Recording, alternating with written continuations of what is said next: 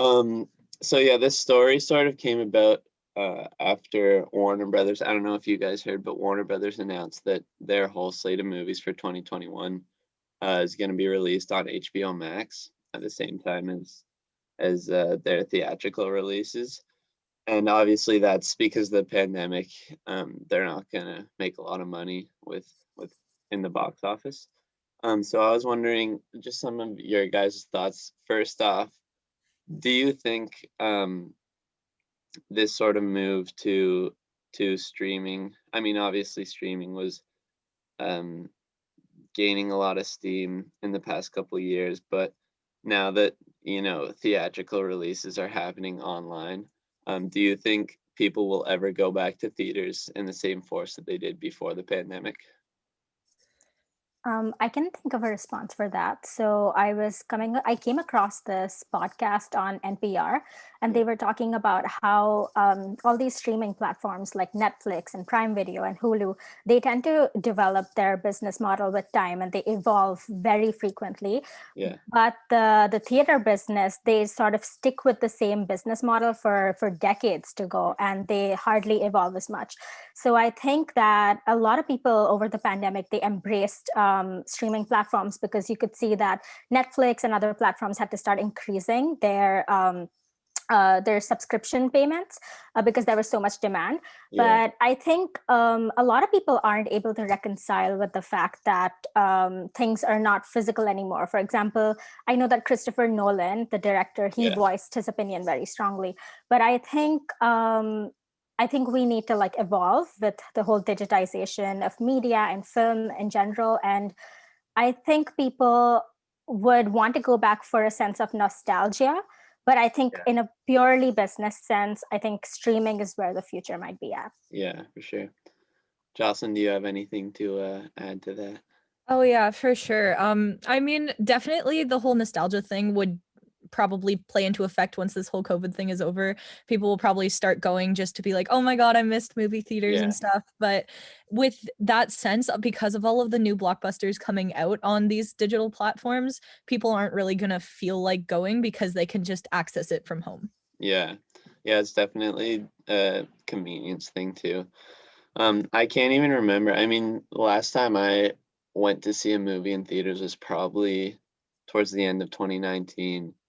Um, and I mean, I was never a huge like theater watcher, but yeah, I don't know if I'll ever go back because it's so easy to just find movies online. Even if they don't come out right away online, you can wait a couple months. Do you guys think that you will ever go back to the theaters, like you personally? I definitely think I would. Yeah, Only because I just love the feeling of it and like getting to go out with your friends and do something together would be yeah, really awesome, especially now. To go on to your point of like you don't really remember the last movie that you went to go see. yeah. The last movie that I went to see, it was actually I think on winter break last year, and I got to go see Doctor Sleep with one of Okay, my friends. yeah, And that was like the last movie that I went to go see because of the whole pandemic thing, and then I ended up going back to Ottawa for a little bit. yeah. Yeah, do you remember the last movie you saw in theaters? I think it was either Little Women or Jojo Rabbit, and this was Uh, back in I think March of 2020. And yeah, as for going back, I think there are specific types of films that you just can't have the same experience on yeah, streaming, like yeah, IMAX and things like that. Certain like sound design and that you want to experience in the theater. So for yeah, that, I would try to go back. yeah. That's interesting. That sort of ties into my next question that I was going to ask. Do you think, I mean, I know a lot of kids, I hate watching movies like just on my phone or even on my laptop. I try to just watch them on like as big a screen as possible. If I'm at home, watch them on my TV. Do you think that this move to streaming where, you can watch movies anywhere pretty much on the go on your phone, does it devalue good cinema, I guess? Do you want to go first? Or Sure. Yeah. I would honestly say, yeah, a little bit because you don't get that whole huge experience of getting to see it on like a bigger screen. Sure, Yeah. you can watch, like, some people have Netflix on their TVs, or like even Amazon on their TVs. They would be able to see it, but you don't get that whole in theater experience. You don't get like the feeling of everything around you getting to experience that. Yeah, exactly. So what I think is there's this Prime Video original show called Marvelous Mrs. Maisel, and they're currently, as we're speaking, they're in production for their 4th season. Yeah. And the thing is that they need a lot of background actors, but they obviously can't do that in Okay. keeping safe with the pandemic rules. So what they're trying to do is they're trying to recreate a lot of that with CGI. And a lot of people will argue that, CGI is not the same as having real actors, and maybe potentially a lot of jobs also, Yeah. considering you need actors, you need like people on set and everything. So I mean, if you kind of separate the artistic value and the commercial value, then it's like two different arguments altogether. Yeah, for sure. Yeah, and I guess, yeah, tying into that point as well, do you think that this is, studios are gonna, obviously they're gonna have to take this into account at least for the next year, but do you think the production techniques, I guess, that, the changes that they had to make, will those continue in the future? I guess you could compare it to, like, for example, this meeting right now, it's happening all online and so many people are working from home.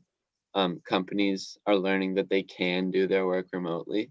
So I think a lot of companies will just stay that way. Do you think the movie industry will sort of make the shift back to what it was before the pandemic, or will it be forever changed? So I can see like pros and cons for this. Yeah. So if I just like mention the pros first, the pro is that this will give us the opportunity to then advance our technologies, Hmm. because so many people are on Zoom. Zoom is going to try and make its technology better so that it doesn't crash Yeah. as. I think the film industry is trying to adapt the same way. But on the other hand, cons is that the film industry is also a very physical industry. You have people who are grips and cameramen and like set designers and costume designers, and how much of that can you technologize, right? People end up losing jobs if they don't have the skills necessary to adapt digitally. So Yeah. I can see both sides of that. Yeah. Hmm. Jocelyn, do you have anything to add to that? Oh yeah, for sure. I definitely agree with how we'd have to acclimatize to everything in that case, but I also feel like a lot of the film industries now, and like the bigger cities like Toronto and Vancouver, they've actually kind of learned to adapt to that kind of stuff again with the CGI, but they've also kind of somehow like bubble wrapped, quote unquote, their like state, where everyone's more cautious and everyone's getting tested more and they're wearing the proper PPE, like things like that, so they can have a lot more people around, but it Hmm. is a little bit more difficult when the actors aren't supposed to be wearing masks on Yeah, the screen. exactly. It's sort of like in sports, there was like the NBA bubble and things like that. That's interesting. I guess, yeah, that's pretty good for me. I guess I've just got one or two last questions. Are you both aspiring to become filmmakers after university or something in that capacity? Oh yeah, for sure. I've been interested in film for like couple years now, I guess. Hmm. Even with the Carleton Film Society, we have been making our own short films, not so Yeah. much more with the pandemic, but Yeah. like kind of getting ourselves out there. We were planning on having this big screening if we were ever back in person. Unfortunately, that might not happen for a little bit longer, but I definitely think that'd be a great career choice for me. Yeah. What about you, Keya? So, as for me, I've always been interested in screenwriting, but I think over Okay. time, after working with people and doing all that, I think I'm interested in seeing how producing works, because I would definitely like to learn more about like the sort of organizational and financial aspects of filmmaking. And Hmm. as for what Jocelyn mentioned about us making films with Carleton Film Society, I think one way that we adapted was we started making a lot of audio visual projects like video essays and things like that. So Yeah. I definitely see a more digital turn. Yeah.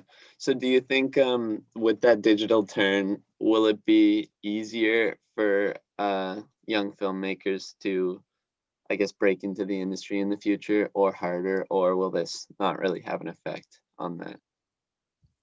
I definitely think it would have an effect on it. It just depends on how they really want to get themselves out there Hmm. because of all of these technologies and stuff. Even with social media nowadays, someone can literally just go out and make their own short film and share Yeah, it on these social media exactly. platforms and kind of get more recognition from that.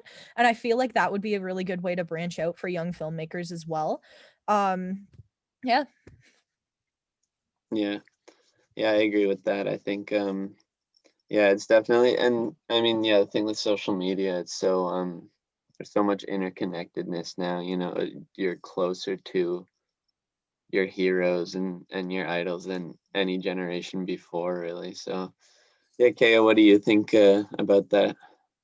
So what I think is, at one point in time, we had like black and white films, and then we Yeah. switched to color, or we were editing physically or manually, and then we switched to software to do that. So I think provided that we as a society have the tools to teach the next generation how Mhm. to produce that, yes, I do think it's possible because I mean, now more than ever, you have so many resources available online. I could go on YouTube and learn how to edit.